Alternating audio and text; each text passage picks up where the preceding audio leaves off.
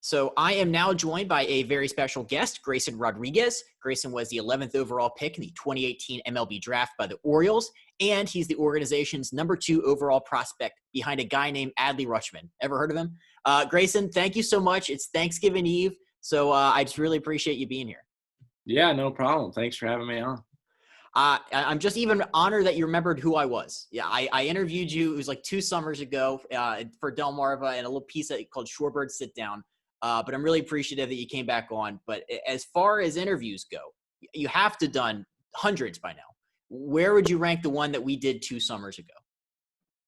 Oh, yeah. That was probably definitely one of the more fun interviews, I guess.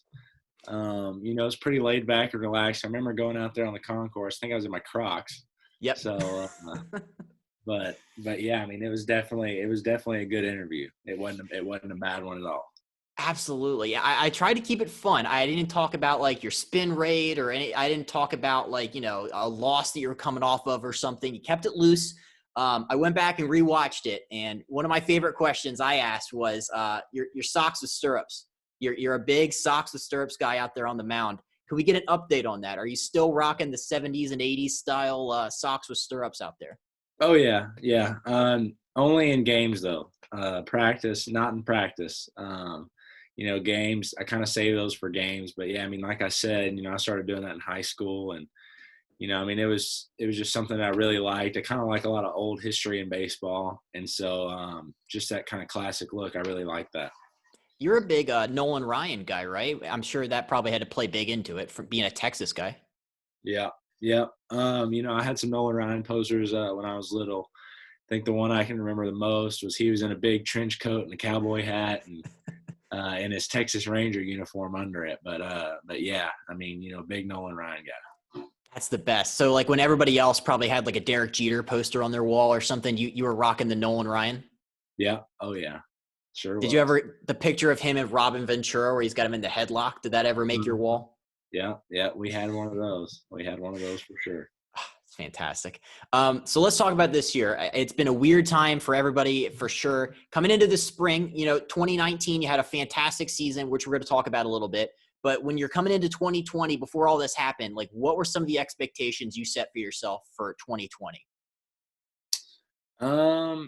Just the same, just kind of work hard and, just get as many reps in as I could.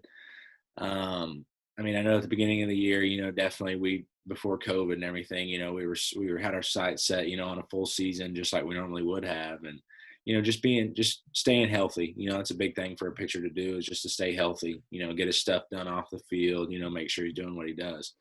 And, that was a big deal. And then especially after being sent home and going to summer camp, just being able to get reps and learn from those older guys that we were with, me and Gunnar were 2 of the youngest kids that were there. And, just kind of being around those older guys and, kind of hearing from them and, figuring out how to pitch to them and stuff like that. I mean, just open ears. Now, when COVID hit in March, I guess it was, and everybody was sent home and you couldn't really work out around the facility, what did you do in like your time at home to kind of stay in game shape and game ready in the event that the season would resume? Just as much as I can. A lot of the gyms were shut down and everything, so there's a lot of body weight exercises and stuff like that. And I mean, we had some stuff from where I train in the off season. We had some workouts and the Orioles had workouts for us. And, I was just kind of blending those together and, trying to make the best of what we had. Now, there was a video that came out, I guess it was like early April, of you throwing – it went viral. You crow hopped and you threw a ball over a pond down there in Texas. First of all, roughly how far was that? Because conservatively speaking, I think it was about a mile. Well, I think – so we used my dad's golfing rangefinder and ended up being about 375 feet. And, yeah, I mean, it was at that time, the pond was pretty full. It's back here behind my house. It's back in one of the back pastures that we have. And, one day I kind of woke up and that was my long toss day. It was a part of my throwing program. And, I kind of thought, I was like, well, I wonder if I could throw it over. And so when we went down, I was playing catch with my younger brother. I was like, well, you know what, let's go try it. I mean, if anything, we'll lose a baseball. It's not much, but yeah, I mean, it was just kind of something that really just kind of came to my head. And, I mean, I didn't expect to get the reaction out of it as what I did. And, a lot of people were kind of freaking out about it, but I mean, really it's just a part of my everyday throwing program or not my everyday throwing program, but my normal throwing program and my normally weekly routine. So that Yeah, I wasn't mean, anything too out of the ordinary, it sounds like, because I guess, I saw a little bit of that. People were probably concerned for your arm, I would probably guess. Is that what generally people yeah, were like, oh my God? yeah, no, I mean, I like to long toss at least once a week. A perfect week would be twice a week. And, I mean, I've done that ever since growing up. And long toss is a good old-fashioned way to just kind of keep up with arm strength and arm health and, let it loose. I mean, it might be the closest thing you get to, a game rep. But yeah, I mean, I still do it to this date. So, and I've done it ever since I was younger. It was an incredible video. If you haven't seen it, go back and look at it. But now, do you usually test like the physical limitations of your arm? Like, do you try to max out your distance and max out your velocity and things like that? Yeah, sometimes. In the off season we can do that, but during the season, you kind of tone it down just a little bit and you save it for the games and stuff like that because it's a long season. But yeah, when we were shut down during quarantine, it was kind of like on other times. In the off season, you're shut down, you're building back up. Well, what was weird about quarantine was that we had to stay ready and Yep. stay in game mode. And so usually when I'm home, I wouldn't have done something like that. But being home at that time, we were able to kind of air it out and try to get it over that pond. Have you ever tried to max your velocity out? I know you usually sit about 95-ish on the gun, but have you ever like tried to see like, all right, what's the most I can get out of this arm?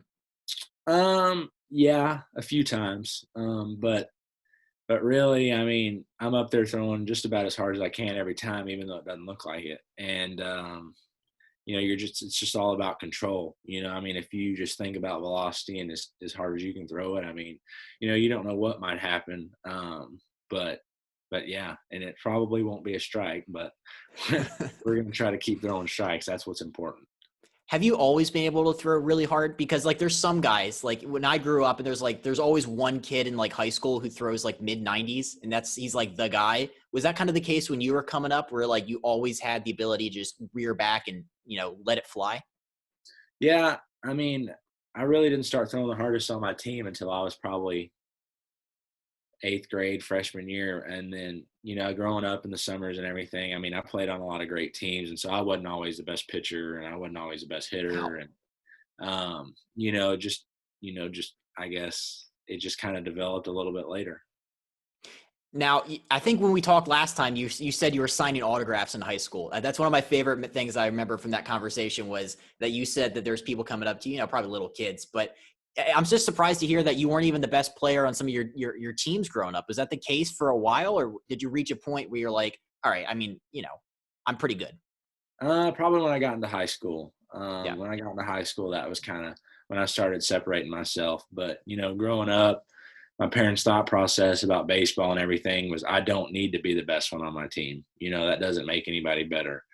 And you got to play with people that are better than you to be better. And that was a big thing growing up that we really focused on. And I think it helped out a lot.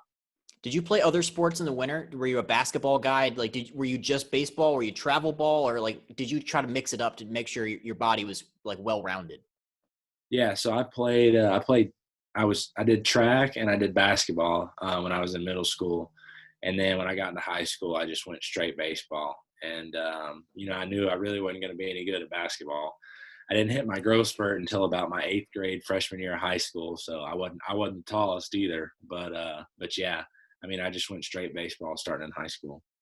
How tall were you before you hit your growth spurt? You're like 6'5" now, right? Yeah. So by the time I was in 8th grade to my freshman year, I think I grew about 3 or 4 inches in 1 year. And so I went from about 5'8", 5'9", 5'10" to about 6'2". So it would have been about 5'9" to 6'2". They were pretty fast. And then by the time I was a junior, I was 6'5". Wow. I'm still waiting for my growth spurt. 23 years old, 5'9", but I'm just going to keep eating the vegetables in the event that, in the hope, fingers crossed, 6'5" Oh will yeah. come. Oh yeah. It can happen anytime. Absolutely. So I want to talk about the alternate training site they had set up for you guys this year at Bowie.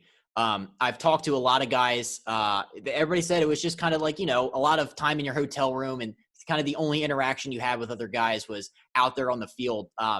Now, did you take the opportunity to interact with some of the guys that, guys from Bowie were there, guys from Norfolk were there? Did you kind of build some relationships in your time at the alternate training site?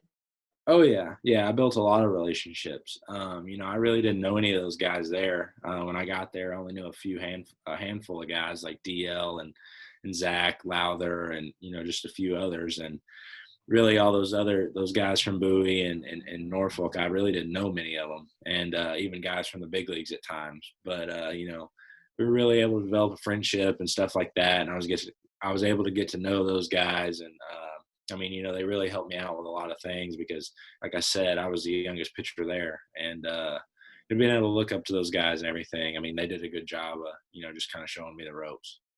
One of the guys you were there with, you hear a lot about Adley Rutschman, and for good reason, number 1 overall pick.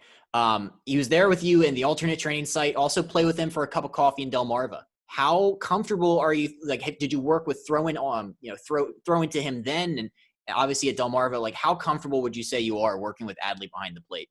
Yeah, no, I'm very comfortable. We haven't been in many real game situations, like you mentioned in Delmarva last year. I was only able to throw to him twice. Yeah. But this year, we really were able to work together since spring training and all the way up until we were there at the end. But I'm just, we've got a good relationship going. Same thing with DL. Me, DL, and Adley, we've been able to work together, and we were together all summer. And we really didn't know each other that well, and we were able to make great friendships and everything, and keep it going. That's interesting. The pitcher catcher dynamic is one of my favorite things in sports because for years in Baltimore, it was Matt Wieters. And Matt Wieters, we always heard, was awesome working with pitchers, and he handled the staff well, is always the MO with him. Can you kind of give us a glimpse? You haven't thrown to him that often, about like what it's like throwing to Adley and just what kind of game he calls when he's back there behind the dish? Yeah, he's a great receiver. Yeah. He's able to put himself in front of the ball or put himself where he needs to be.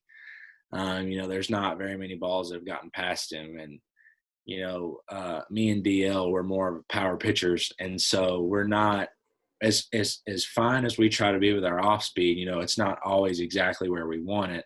And we kind of bury some balls pretty sharp sometimes. And, we've really buried some balls that should have been to the backstop, and he was able to block it up and throw the runner out at first. And, it was there on display at Instructs.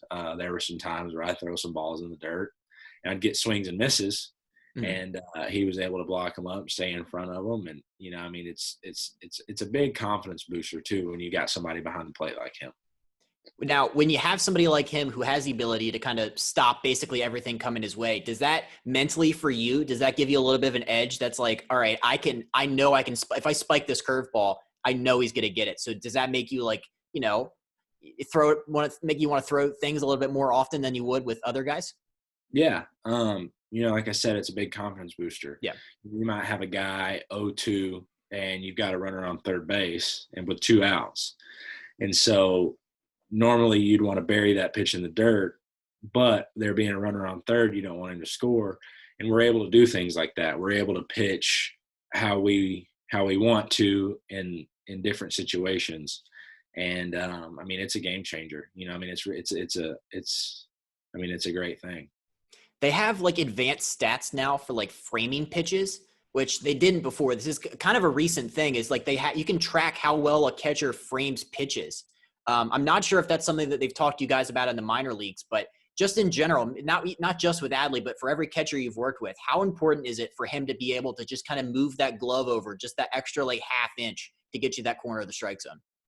Yeah, it's huge. You want every advantage that you can. And right now, when umpires are still back there calling strikes like they are, yeah, you want every little bit of help that you can get. And if we ever go to the automated strike zone, that'll kind of make it less valuable. But for right now, it's a great thing because he can still use some things that weren't there to begin with. When you're in the minors, I know this happens at the big league level a lot. They always focus in on the pitcher when he's shaking the catcher off, and he'll go through the signs, and you'll see a guy at the big league level shake it off 3, 4, 5 times in a row. I'm curious, in the minor leagues, is everything so scripted that you don't have the option to shake guys off?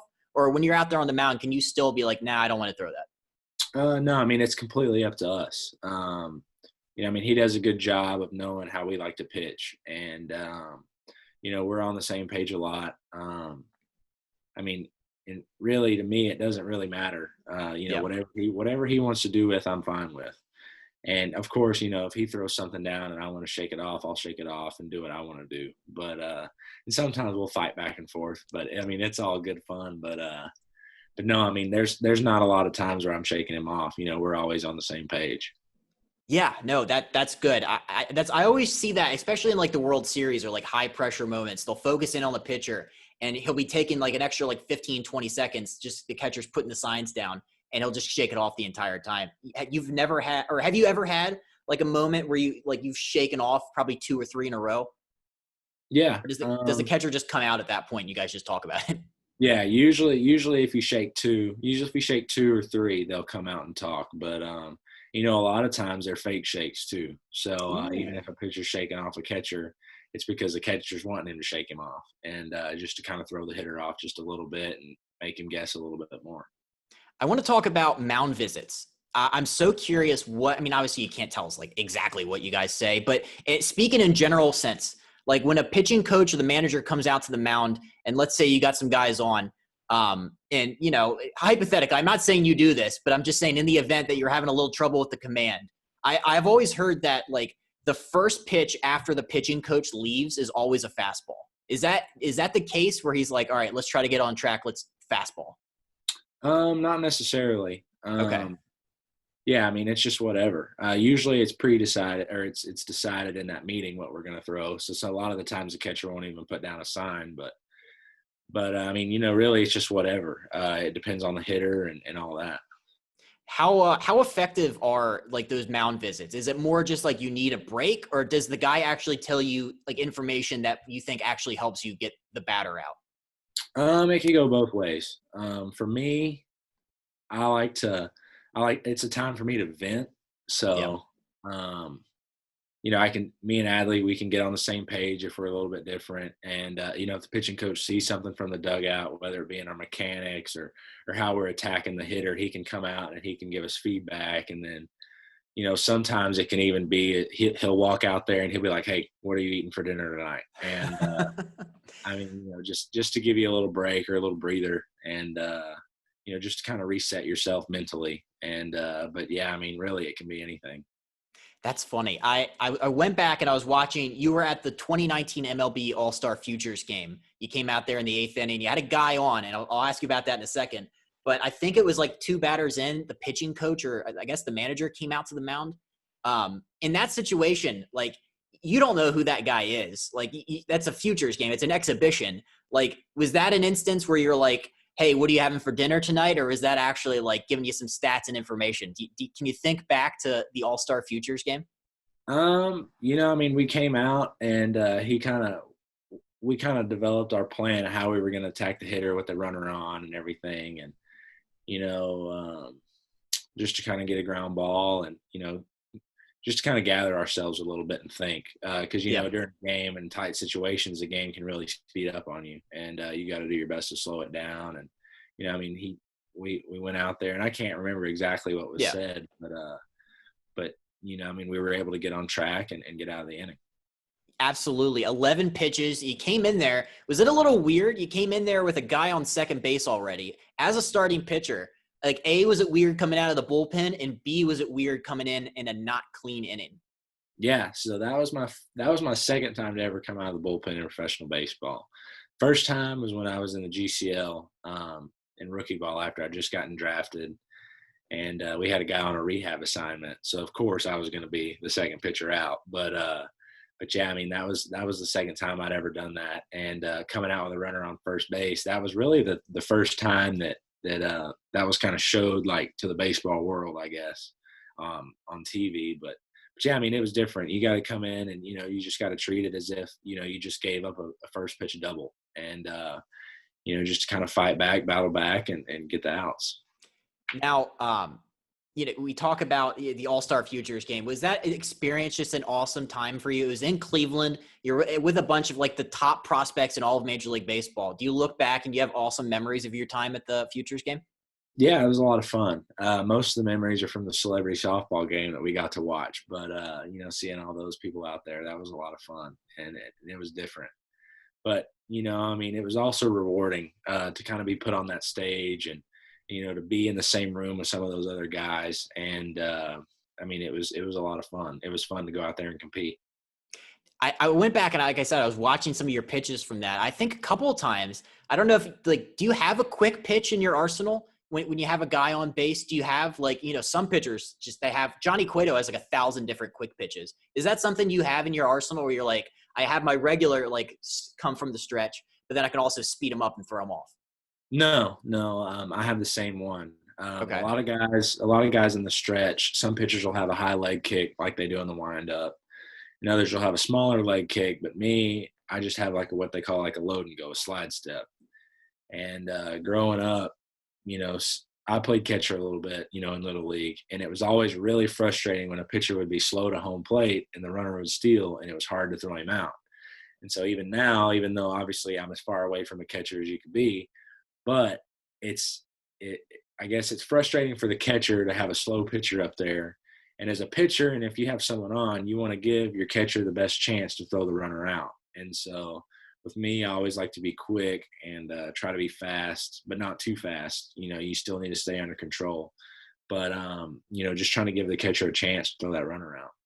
Yeah, no, that's interesting. That's something that doesn't really get talked about a lot is some of the little tiny things like having a quick pitch to be able to get the ball to home plate just a little bit quicker. Sorry. So I want to shift gears. I want to talk about 2019, the Shorebirds team. I talked to a lot of the guys there that summer, and it just seems like it was the most fun atmosphere and just clubhouse I've ever seen. Everybody there seemed like they were all genuinely best friends. When you look back on 2019, do you have a couple favorite memories of just hanging out and being a part of such a great group of guys?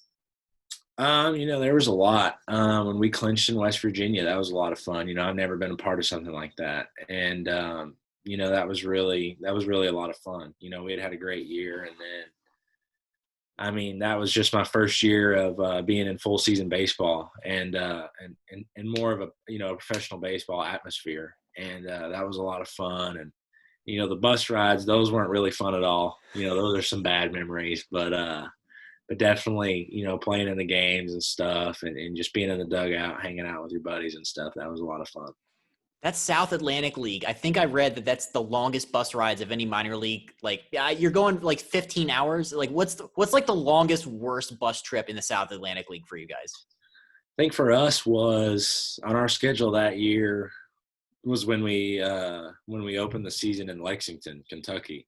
That was about a 12-hour bus ride, and that was terrible. But the Delmarva Shorebirds, I think, time spent on the road, I think we had the worst travel schedule in minor league baseball in the whole deal. And so, that was brutal, but and it wasn't fun at all. But we were able to get through it, and we had a great year. Yeah, and that's just more time to bond and have some great times with some of these guys like Doran Turchin, who I've had on the thing before. He seems like he's an awesome clubhouse chemistry guy. There was a guy, he retired. I think he's from Harvard. Nick Gruner, was that? Yeah, I heard he was just the funniest human ever. So guys like that. Yeah, no, that was a lot of fun. Turch likes to play cards. Turch is always playing cards in the clubhouse, and guys are always doing their own thing. But yeah, we had a lot of fun. I love the other thing about that is I love minor league accommodations. Some people when they're in the minors, they have host families. Some people stay with family friends. I heard that you had a really interesting setup for in Delmarva last year. You had a giant tour bus camper thing. Do I have that right?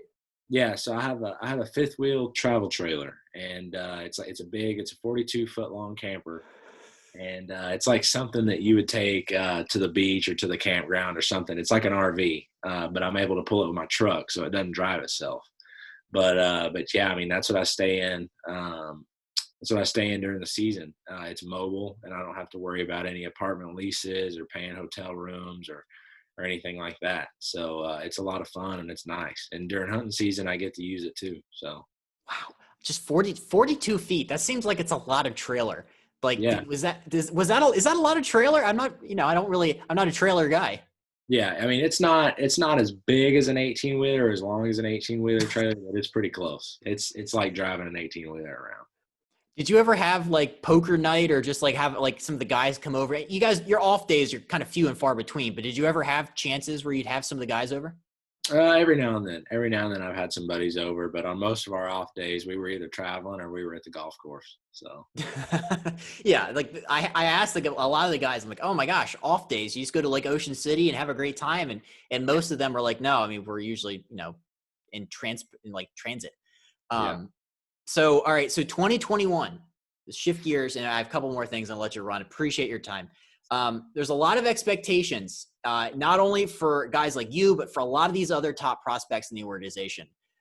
You're, of course, the number one pitching prospect in the organization. Do you feel any added pressure to repeat just the success of 2019 and just whatever level they decide to start you at in 2021? Not really. I really don't worry. I really don't worry about a lot of stuff. I mean, really, there's only as much pressure as you put on yourself, and that's what I've always said. And last year or 2 years ago in Delmarva, our manager, Kyle Moore, he had made clear to us at the beginning of the year that it's not about winning games or it's not about stats, but it's about getting better each and every day. And for me, that was a big thing that really stuck. And, as a player, that's all you want, is to get a little bit better each and every day. And, results will come with it. They'll come second. And, just to focus on getting your work in and getting your reps in, and, results will come. I mean, results only matter in the big leagues. Stats only matter then. And right now, it's all about development. Do you hear, like, obviously there's a lot of fan chatter and a lot of media people talking about just like, hyping you up in particular, you and Adley, basically, anytime they talk about Orioles prospects, it's you guys together. Do you hear that? And are you aware of some of the things that have gone on just like at the top down from like, the Orioles haven't been great the last couple of years. So do you hear that kind of stuff? Really not much. I guess you can only see it on Twitter. But Twitter can be a dangerous thing, and I try to stay off of it as much as I can. But just building relationships with everybody. Obviously in the clubhouse, nobody's ranked, nobody's, there's none of that stuff. And for me, rankings, I've been on the both sides of rankings before. In high school, I was on the lower side. I wasn't supposed to go as high as I did and stuff like that. And so I was drafted where I was and went against everything that the rankings said. And just now I'm on the opposite end of the spectrum. And, being on both sides of that, you really kind of figure out that rankings don't mean anything. It's just someone's opinion. And so in the clubhouse, we're not ever talking about anything like that or caught up in that stuff. We're all on a team and we're all trying to make each other better. That's such a good point, because you're right. I was going back and I was reading some of that stuff. You were taken 11th overall in that draft. And I'm pretty sure like Baseball America and a lot of these like, scouting ranking places, I'm pretty sure they had you like ranked in the 20s, whatever that meant. And so when you were picked, there was a lot of chatter like, oh, that might be a little reach. But then did you have that kind of chip on your shoulder where you're like, I'm going to go out there and I'm going to prove a lot of these guys that ranked me so low, I'm going to prove them wrong? Oh yeah. Yeah. I mean, I think about that every day. And, being in high school, being inexperienced, I mean, you don't really know what to think about the draft. The draft is a very stressful thing, and I wasn't expecting to go where I was picked at all. And we were kind of thinking, we were looking at maybe the end of the first round, probably in the second round. And, to be picked where I was with the Orioles, I mean, it showed that they had a lot of belief in me, I guess. They really believed in me and they trusted me. And so it's just to kind of go out and prove everybody wrong and just help this organization as much as I can. Because, I mean, in the beginning, I mean, they're the ones that wanted me, and, I love the organization. So I love that. Have they kind of told you what the plan is for 2021? Have you been informed? Because, the season's fast approaching. I mean, that's a tough thing to do because really nobody knows what's in store for 2021. And, I mean, we're just trying to worry about what's at hand. I mean, the organization, they'll take care of me. They'll put me where they think I need to be. And for me, on my side, it's just to try to work as hard as I can and make myself better. I love it. All right, we're going to end with a couple questions from the audience. So I put this out there on Twitter and Instagram the other day. I asked people to send in their questions, and I got a couple good ones. Okay. So this first one is from Barstool RDT, Eric Arditi. I'm sure you're familiar with Orioles blogger for Yeah. Barstool. Yeah. Great dude. He wants to know why you call Adley Rutschman Pooh. That's a lot of fun. So me, Adley, and Gunnar Henderson, we would play Warzone almost every night when we were in Bowie. And so the way Adley spells his PlayStation username has poo in it, or that's what I thought it said. But it's not poo. It's just however he has his name, and so that's what I would say, and they would laugh at me for it, and because I was pronouncing it wrong. And so eventually Pooh just caught on, and me and Gunnar and DL, we all just started calling Adley Pooh. So now when somebody says Adley, I don't even think about Adley. I just think of Pooh. So now that's what we call him. We call him Pooh now. That's fantastic. That actually flows well into the next question. Former teammate Johnny Reiser, Shorebirds, he's spent a lot of time with you recently. He told me to ask how much time you guys spend gaming in Sarasota. Yeah, we spent a lot. It was almost every night. We'd play. Like I said, we'd play Warzone or we'd play PGA, the new golf game that came out. But yeah, we play Warzone a lot. That was a lot of fun. We'd hop on the microphones and everything every night. And of course, they're a lot better than I am. But I still like to talk trash, even though I'm bad. So when we're playing in teams of four, they're the three that's carrying the team, and then I'm just kind of there. So. But yeah, I mean, it's a lot of fun. Oh, I'm absolutely. I'm the exact same way. Are you kind of like the sniper in the back? Because I always do that, or I camp. Yeah, I like to run the other way. So, or at least hide behind Adley or Gunnar. So, Yep. usually they'll take care of it for me. Yep. You got to have the guys that are actually the ones that are going like hand to hand, getting really close with other guys. And, I suck. So I just kind of stand in the back and way far behind. Yeah, I'm the motivator. That's what I am. Oh, yeah. Glue guy. That's what you are. All right. I got two more. The next one's from my good friend Lawrence, who wants to know when you get to the major leagues, what will be the song that will be playing when you walk out on the field? Like, you get like the warm-up song when you take a couple pitches before the game. Do you have a song picked out for that? I don't know. There's a lot. I'm sure it'll be country for sure. It'll definitely be a country song, and I would probably bet on it being something from George Strait. So I was gonna say, yeah, I know you're a big George Strait guy, so maybe something from his selection. Mm-hmm. All right, last one. So my friend Tucker wants to know, just how excited you are to be able to share a field with Adley Rutschman, and just how cool Adley is.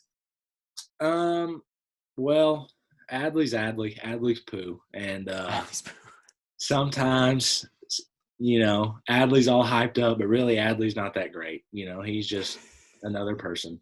And no, I mean, I'm kidding, but I mean, it's a lot of fun. Adley's a generational prospect. I mean, they don't come like him every year and every decade, every century, maybe.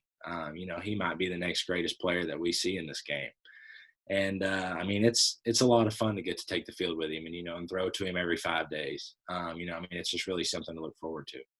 Do you get asked like in recent interviews, is that one of the main topics is Adley? And do you ever get tired of having to answer questions about Adley? Absolutely. I look at Adley and I'm sick of Adley. And he might walk into the room and he might not even open his mouth and I'm already sick of him. But no, I mean, it's a lot of fun. We're great friends. So, we get along great. Me, DL, Adley, and Gunnar. I mean, we're a tight group. That's fantastic. All right. Last question. You're a big Houston Rockets fan. There's a lot going on with the Rockets right now. How are you feeling? Harden and Westbrook, there's a lot of stuff going on. How are we feeling from a Houston Rockets fan's perspective?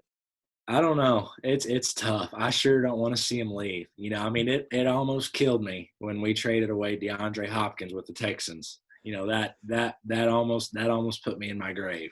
And for the Rockets to start to kind of dismantle that's really going to be tough too. But hopefully they stay. Hopefully they can figure it out. So that's yeah, exactly. I'm a Wizards fan, and when I heard that they were thinking about a John Wall for Russell Westbrook, I wasn't sure how to feel about that. But I guess we'll see how it turns out. Terrible. Terrible. Don't take him. Keep him in Houston. Yeah, please. Absolutely. Dude, this has been a lot of fun. I've really enjoyed, catching up and asking you a couple questions here. So like I said, Thanksgiving Eve, you didn't have to do this. So I just really appreciate your time. Yeah, no problem. It was fun. Thanks for having me.